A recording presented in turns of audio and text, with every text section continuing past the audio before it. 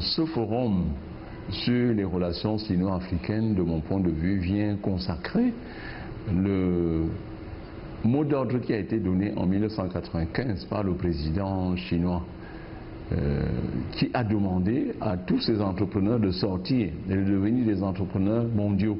C'est pour cela que par le passé, nous connaissions uniquement les sociétés occidentales, leurs voitures, nous roulions là-dedans, leurs postes de téléphone, c'est ces combinés que nous utilisions ici localement, tout ce qui était technologie, ascenseur, c'était des technologies qui nous venaient du monde occidental. Donc le forum Afrique-Chine, de mon point de vue, vient consacrer dans ce mot d'ordre qui a été lancé par le président chinois en 1995. C'est la raison pour laquelle aujourd'hui, on peut parler dans le domaine du commerce numérique, on peut parler de Amazon dans le continent américain et au niveau mondial même d'ailleurs, mais de l'autre côté, vous verrez Alibaba qui lui également a un poids assez considérable dans le domaine du commerce numérique.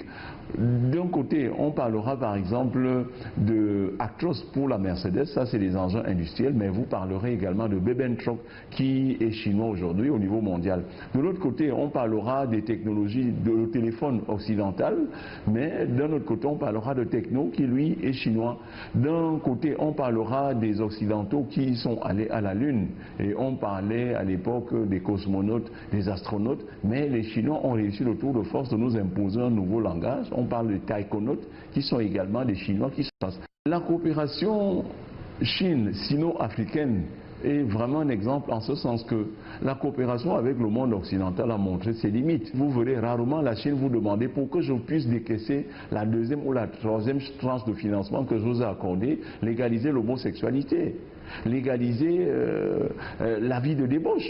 La Chine ne s'intéresse pas à cela. La Chine respecte nos us, respecte nos coutumes, respecte notre système politique, respecte notre régime politique. La Chine ne se mêle pas aux affaires intérieures de nos États. Alors que le monde occidental est à fond là-dedans. Lorsque le monde occidental vous parle par exemple des conditionnalités pour un prêt, des conditionnalités pour un accompagnement du système financier international, c'est toujours assorti des conditions telles que nous ne pouvons pas facilement accepter. Le forum coopération sino-africaine, à mon sens, ce n'est même pas un bilan à mi-parcours, je parlerai d'un bilan d'étape. C'est un bilan d'étape parce que cette coopération n'est pas appelée à prendre fin d'ici 20 ans. La Chine, j'insiste encore là-dessus, lorsqu'elle arrive en Afrique, vraiment, elle s'intéresse à l'essentiel. Nous sommes là pour les affaires, la Chine se concentre sur ses affaires. Vous avez besoin des barrages, la Chine est capable de mobiliser les financements auprès de la Exim Bank China pour mettre ça à la disposition de construction de votre barrage. Lorsque vous voyez certains États occidentaux disent qu'à la faveur du Covid, par exemple, il faut annuler la dette extérieure de l'Afrique, mais c'est à raison. C'est simplement pourquoi? Parce que la Chine à elle seule détient plus de 40% pour certains pays et 70 voire 80% de stock de la dette de ces pays-là africains. C'est la raison pour laquelle certains pays occidentaux vont dire bon, pour faire sortir l'Afrique de cette mauvaise passe imposée par le Covid, il faut annuler la dette extérieure, simplement parce que lorsqu'on va dans le palmarès des pays qui détiennent donc ce stock de la dette des pays africains, ces États occidentaux sont dans le queue du classement, dans le queue du palmarès.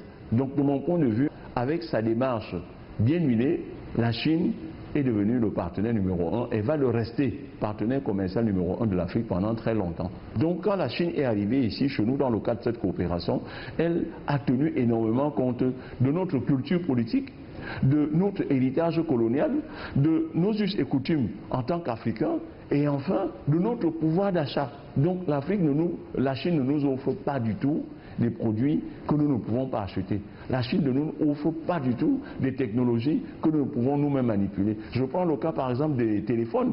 Quand la téléphonie est arrivée au tout début des années 2000 ici, tout nous venait du monde occidental. Ericsson, c'est sans publicité, qui a même disparu, c'était 250 000 un poste de téléphone. Mais les Chinois en sont arrivés aujourd'hui à nous donner des téléphones à moins de 20 euros. 10 euros, oui, à moins de 10 euros. Il y a des téléphones de 5 000 francs qui nous viennent de la Chine.